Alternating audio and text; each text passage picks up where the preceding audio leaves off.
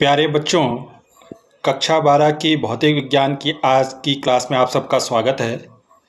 आज हम इस क्लास में एक समान वैद्युत क्षेत्र में इलेक्ट्रॉन तथा प्रोटॉन का पथ किस प्रकार होता है इसका अध्ययन करेंगे। इलेक्ट्रॉन का मतलब हम ऋणावेशित कणों से भी मान सकते हैं और प्रोटॉन का मतलब हम धनावेशित कणों से भी ले सकते हैं। तो देखते हैं कि एक समान वैद्युत क्षेत्र में इलेक्ट्रॉन अर्थात ऋणावेशित कण और प्रोटॉन अर्थात धनावेशित कणों का पथ किस प्रकार का होता है। तो एक समान वैद्युत क्षेत्रों में आवेशित कणों का पथ किस प्रकार का होता है ये हम यहाँ पर देख रहे हैं। देखो, जो एक समान आवेशित कणों का पथ होता है, एक समान वैद्युत क्षेत्र में जो आवेशित कणों का पथ होता है वो हमेशा परवलयाकार होता है। याद रखें, 1 नंबर का प्रश्न बहुत बार बोर्ड परीक्षा में पूछा गया है।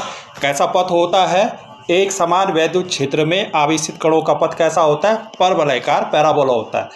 अगर मैं ये एक एक्सिस सिस्टम बना दूं तो इस प्रकार का पथ, ये लगभग ये वाला पथ परवलयाकार होता है। ऐसा पथ अलग अलग आकार होते हैं, ये भी पथ परवलयाकार है।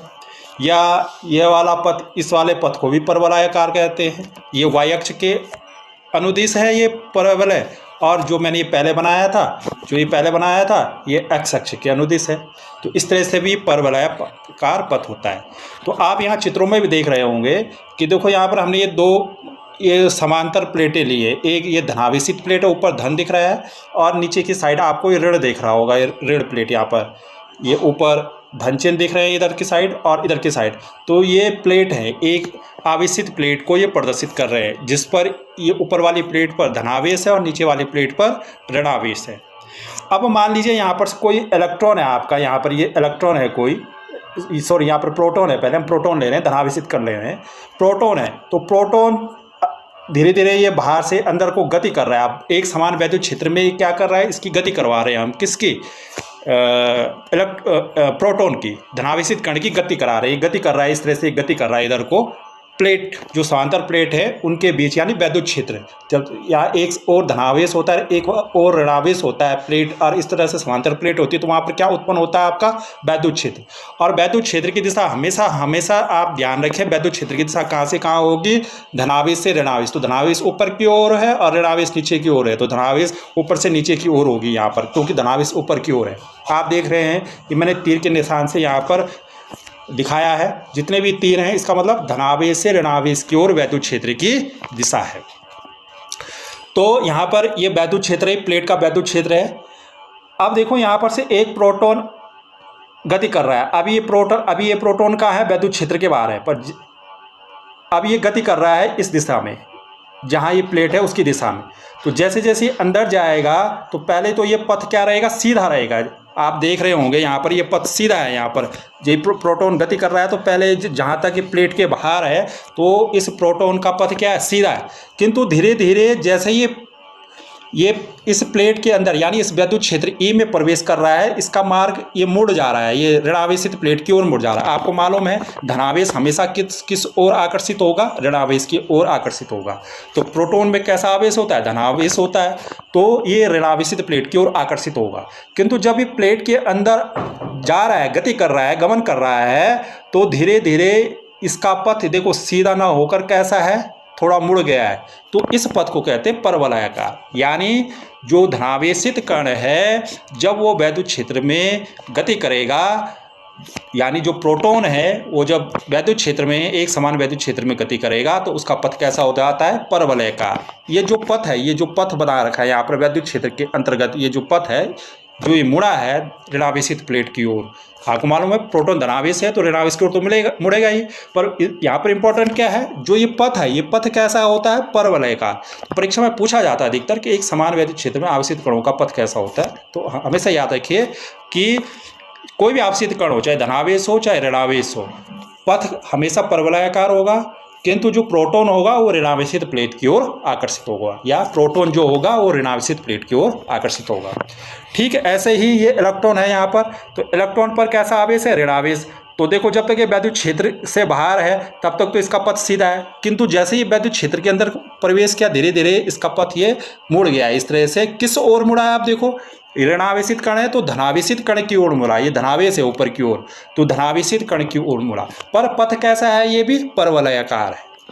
तो याद रखिए कोई भी चाहे धनावेशित कण हो चाहे ऋणावेशित कण हो, अर्थात चाहे प्रोटॉन हो चाहे इलेक्ट्रॉन हो, जब वो वैद्युत क्षेत्र के अंतर्गत गति करता है, वैद्युत क्षेत्र के अंदर गति करता है तो हमेशा उसका पथ क्या होता है, परवलयाकार होता है, यानी पैराबोलिक, इंग्लिश में पैराबोलिक बोलते हैं उसको, परवलयाकार होता है। और जो धनावेशित कण होगा यानी प्रोटॉन होगा किस प्लेट की ओर मुड़ेगा, ऋणावेश की प्लेट की ओर मुड़ेगा, ये ऋणावेश वाली प्लेट की ओर मुड़ेगा। और जो इलेक्ट्रॉन होगा या ऋणावेशित कण होगा किस प्लेट की ओर मुड़ेगा, धनावेश वाली प्लेट की ओर मुड़ेगा। तो यही चीज़ मैंने यहाँ पर दो लिखी है कि एक समान वैद्युत क्षेत्र में धनावेशित कण ऋणावेशित प्लेट की ओर मुड़ जाते हैं, मुड़ तो जाते हैं पर पथ कैसा होगा, वो परवलयकार ही होगा, ठीक है ना, दोनों स्थितियों में। इसी प्रकार एक समान वैद्युत क्षेत्र में ऋणावेशित कण या इलेक्ट्रॉन धनात्मक प्लेट की ओर मुड़ गए, ये धनावेशित प्लेट की ओर मुड़ गए या धनात्मक प्लेट की ओर मुड़ गए ये इलेक्ट्रॉन, पर पथ कैसा है, ये परवलयकार है। तो यहाँ पर मेन चीज जो आपने याद रखनी है कि चाहे आवेशित कण धनावेशित हो चाहे ऋणावेशित हो, उसका पथ हमेशा परवलयकार होता है। कहाँ, वैद्युत क्षेत्र के अंदर। अब यहाँ पर कभी कभी ये पूछ लिया जाता है कि एक समान वैद्युत क्षेत्र में इलेक्ट्रॉन का पथ परवलयाकार होता है, सिद्ध कीजिए इसको, बताइए कैसे होता है। इसका पथ परवलयाकार तो होता है पर बताइए कैसे होता है। तो जैसे ये अभी पीछे चित्र बनाया था मैंने, ये बना दिया है, ये धनावेशित प्लेट दिखा दी, ये ऋणावेशित प्लेट दिखा दी, यहाँ पर वैद्युत क्षेत्र की दिशा दिखा दी ई नीचे को धनावेश से ऋणावेश की ओर, और ये इलेक्ट्रॉन दिखा दिया, यहाँ पर इलेक्ट्रॉन गति कर रहा है वैद्युत क्षेत्र, पहले ये बाहर है, वैद्युत क्षेत्र के बाहर है, और धीरे धीरे ये जैसे ये वैद्युत क्षेत्र के अंदर गति करेगा तो इसका पथ ये कैसा हो गया, यहाँ पर ये परवलयाकार हो गया, ठीक है। तो यहाँ पर देखें जो इलेक्ट्रॉन आपका गति कर रहा है, हमने वैद्युत क्षेत्र के अंदर देखनी है, जब वैद्युत क्षेत्र के अंदर गति कर रहा है तो देखो जब वैद्युत क्षेत्र के अंदर गति कर रहा है तो प्रारंभ में इसका पथ सीधा है ये, यानी अगर हम इसका जो पथ देखें इस तरह से डिवाइड करें, एक्स अक्ष और वाई अक्ष, ये एक्स अक्ष हो गया, ये एक्स अक्ष हो गया, और ये ऊपर नीचे ऊर्ध्वाधर दिशा में क्या हो गई, क्षैतिज दिशा में तो एक्स अक्ष हो गया, एक्स डैश अक्ष, और ऊर्ध्वाधर दिशा में क्या हो गया, ये वाई डैश अक्ष हो गया।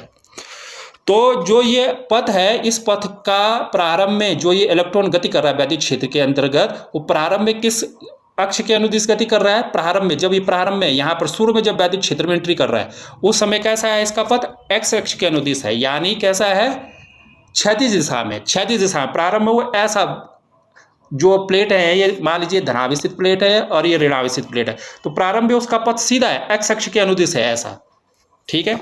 और जैसे जैसे वो वैद्युत क्षेत्र में अंदर जाता है और अंदर जाता है वैसा वैसा उसका पथ क्या होता है, मुड़ने लगता है, कहाँ, धनावेशित प्लेट की ओर, यानी धीरे धीरे उसकी जो गति है वो एक्स अक्ष से किस ओर की ओर होने लगती है, पहले तो एक्स अक्ष की ओर है और धीरे धीरे वो वाई अक्ष की ओर जाने लगता है, इस तरह से मुड़ने लगता है, वाई अक्ष की ओर होने लगती है। तो यहाँ पर जो इलेक्ट्रॉन गति कर रहा है वैद्युत क्षेत्र के अंतर्गत वो एक्स अक्ष के अनुदिश भी कर रहा है और वाई अक्ष के अनुदिश भी कर रहा है। तो यहाँ पर हम लिख देंगे पहले, अब इसका डेरिवेशन करेंगे कि क्षैतिज दिशा जब वैद्युत क्षेत्र में है वो, तो क्षैतिज दिशा एक्स अक्ष के अनुदिश बिना त्वरण के, अब यहाँ पर ध्यान देना कि जब वैद्युत क्षेत्र के अंतर्गत इलेक्ट्रॉन गति कर रहा है तो एक्स अक्ष के अनुदिश, यानी जो एक्स अक्ष है क्षैतिज दिशा में कोई त्वरण कार्य नहीं करेगा इलेक्ट्रॉन पर, ठीक है ना। त्वरण कार्य नहीं करेगा मतलब उस पर कोई बल नहीं लग रहा होगा, क्षैतिज दिशा में कोई बल, इस दिशा में कोई बल नहीं लगेगा, इस वाली दिशा में कोई बल नहीं लगेगा उस पर, ठीक है। तो क्षैतिज दिशा एक्स अक्ष के अनुदिश बिना त्वरण के अंतर्गत इलेक्ट्रॉन टी समय में, अब टी समय में मान लीजिए कितनी दूरी किस वेग से गति कर रहा है, वी वेग से, स्मॉल वी वेग से गति कर रहा है, और कितने समय में, टी समय तक वो गति कर रहा है, तो उसके द्वारा चली गई कुल दूरी कितनी हो जाएगी, अब टी समय है और वी वेग है तो उसके द्वारा क्षैतिज दिशा में चली गई दूरी कितनी हो जाएगी, x बराबर वी टी, तो इससे क्या आ जाएगा, t बराबर x बटा वी, ये समीकरण नंबर 1 हो गई। ये वाली जो गति है किस दिशा में, क्षैतिज दिशा में, वैद्युत क्षेत्र में क्षैतिज दिशा में। अब किस में निकालनी है आपने, ऊर्ध्वाधर दिशा में, इस वाई अक्ष जो ये वाई डैश अक्ष है ऐसे में निकालनी, मतलब जब ये मुड़ना शुरू हुआ, ये इलेक्ट्रॉन वैद्युत क्षेत्र में मुड़ना शुरू हुआ धनावेशित प्लेट की ओर, तो उस समय किसके अंतर्गत गति करेगा वो इलेक्ट्रॉन, अब क्या लगेगा उस पर, एक बल लगेगा, यानी उस पर एक त्वरण भी कार्य करेगा। जब वो मुड़ रहा है, पहले तो सीधी गति कर रहा था, वैद्युत क्षेत्र के अंतर्गत वो कैसे गति कर रहा था, सीधी गति कर रहा था, ऐसे गति कर रहा था। पर जैसे जैसे वो वैद्युत क्षेत्र के अंतर्गत गति करने लगा उसकी दिशा मुड़ने लग गई, दिशा मुड़ने लग गई मतलब उसके पर ये बल कार्य कर रहा है। यहाँ पर मैंने दर्शाया भी है, यहाँ पर ये इलेक्ट्रॉन है, इस पर ये F बल लग रहा है, ऊपर की ओर लग रहा है, यानी y डायरेक्शन में लग रहा है। ये y डायरेक्शन है ना, ये वाली y डायरेक्शन, तो y डायरेक्शन मतलब ऊपर की ओर ऊर्ध्वाधर दिशा में उस पर एक बल लग रहा है। तो अब उस बल के कारण एक त्वरण भी उत्पन्न होगा। मान लीजिए वो त्वरण कितना है, a स्मॉल a है, उसके अंतर्गत इलेक्ट्रॉन गति कर रहा है, कितने समय तक गति कर रहा है, मान लीजिए t समय तक गति कर रहा है। तो अब कितना हो जाएगा उसके द्वारा ऊर्ध्वाधर दिशा में तय की गई दूरी। आप गति के समीकरण से जानते हैं, गति का द्वितीय समीकरण क्या होता है, y बराबर ut plus half at square. किंतु आपको मालूम है जब ये प्रारंभ में गति कर रहा था तो क्षैतिज दिशा के अंतर्गत गति कर रहा था, ऊर्ध्वाधर दिशा में नहीं हो रही थी, इसकी क्षैतिज ऐसे हो रही थी, गति क्षैतिज दिशा में हो रही थी, ऐसे नहीं हो रही थी। प्रारंभ में ऐसा नहीं था गति कर रहा, सीधा गति कर रहा था। तो प्रारंभ में जब क्षैतिज दिशा में गति कर रहा था तो इसका प्रारंभ में ऊर्ध्वाधर वेग कितना होगा, ऊर्ध्वाधर दिशा में प्रारंभिक वेग u बराबर कितना होगा, 0। u का मान 0 हो जाएगा, तो u का मान यहाँ पर 0 रख देंगे समीकरण में, तो u बराबर कितना हो जाएगा, 0 × 2 plus half at square. u y बराबर कितना हो जाएगा, यहाँ 0 × 2 कितना होगा, 0 और प्लस हाफ at स्क्वायर, तो y का मान आ जाएगा हाफ at स्क्वायर आ जाएगा। ये समीकरण नंबर 2 हो गई। ये समीकरण नंबर a हो गई। ये जो हमारी यहाँ पर ये समीकरण है, ये कौन सी समीकरण हो गई, समीकरण नंबर 1 ये वाली, और ये हो गई समीकरण नंबर 2 हो गई हमारी। तो अब इसको आगे हल करते हैं। अभी इसमें और आगे हमने हल करना है। अब देखो वैद्युत क्षेत्र में इलेक्ट्रॉन पर ऊर्ध्वाधर दिशा में लगने वाला बल, जो अभी हमने पीछे बल दिखाया, आपको दिखाया यहाँ पर एक बल लग रहा है, ये दिखाया मैंने यहाँ पर ये नीले रंग से दिखा रखा है, ऊपर की ओर बल लग रहा है। तो इस बल का मान कितना होगा, वैद्युत क्षेत्र में है, कहाँ है वो, वैद्युत क्षेत्र में है, जो इलेक्ट्रॉन है वैद्युत क्षेत्र में है, और इलेक्ट्रॉन पर आवेश कितना होता है, E होता है, यानी Q बराबर कितना होगा, E। तो उस पर लगने वाला बल कितना हो जाएगा, F बराबर QE हो जाएगा, Q कैपिटल E। वैद्युत क्षेत्र में रखा गया है इलेक्ट्रॉन और उस पर कितना आवेश है, Q बराबर E है, तो F बराबर Q का मान कितना हो जाएगी, E और बराबर कैपिटल E। ये तो वैद्युत क्षेत्र हो गया। Q का मान कितना है, इलेक्ट्रॉन पर जो आवेश होगा E होगा, तो उस पर लगने वाला वैद्युत क्षेत्र में लगने वाला बल F का मान कितना हो जाएगा, E × E। आप पढ़ चुके हैं पहले वैद्युत क्षेत्र की तीव्रता से। तो ये समीकरण नंबर 3 आ जाएगा, F बराबर EE। ये तो बल लग गया। Q का मान यहाँ पर कितना है, Q बराबर कितना है यहाँ पर E, QE होना था, तो Q का मान E है, इलेक्ट्रॉन पर लगने इलेक्ट्रॉन का आवेश, और E क्या वैद्युत क्षेत्र। अब मान लीजिए जो वो इलेक्ट्रॉन है जो गति कर रहा है वैद्युत क्षेत्र के अंदर का, अभी जो पीछे आपने देखा, उसका द्रव्यमान कितना है, m है, तो उस पर एक बल कार्य कर रहा है। वहां पर हमने देखा भी पीछे कि त्वरण कितना है उस पर, स्मॉल a। तो न्यूटन के गति विषयक द्वितीय नियम से क्या होता है, F बराबर ma होता है। आप 11th में पढ़ चुके हैं इसको। तो यहाँ से F बराबर ma है, तो a का मान कितना हो जाएगा, F बटा m। तो यहाँ से हम मान रख देंगे, जो ये समीकरण नंबर 3 में F का मान है यहाँ पर रख देंगे, F बराबर हो जाएगा a बराबर E small e capital E बटा स्मॉल m। ये मान रख देंगे F की जगह, ये समीकरण नंबर 3 से मान रख देंगे स्मॉल e × कैपिटल E और बटा ये m आ जाएगा। तो ये समीकरण नंबर 3 से मान आ गया।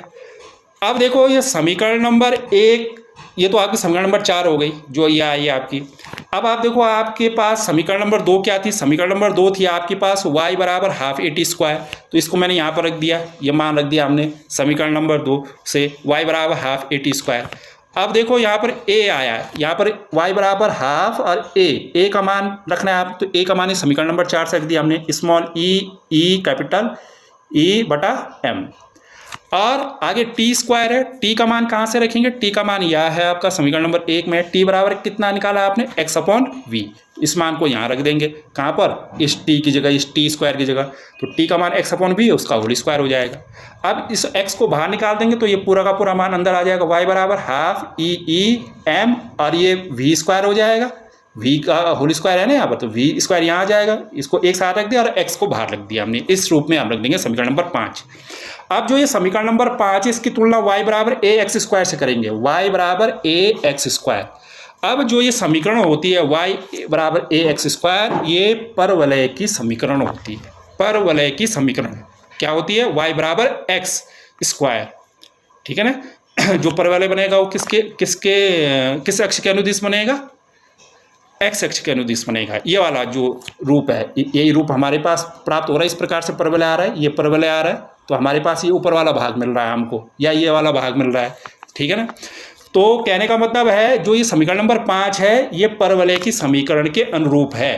तो इसलिए इसका जो पथ होगा अब वो कैसा होगा, गमन पथ, इलेक्ट्रॉन का गमन पथ कैसा होगा, परवलयाकार हो गया। इस समीकरण से ये सिद्ध हो गया। तो आपसे परीक्षा में कभी कभी पूछ लिया जाता है कि बताइए सिद्ध कीजिए कि इलेक्ट्रॉन का पथ परवलयाकार होता है। तो आपने समीकरण निकालनी है इस प्रकार से कि उसका पथ परवलयाकार होता है।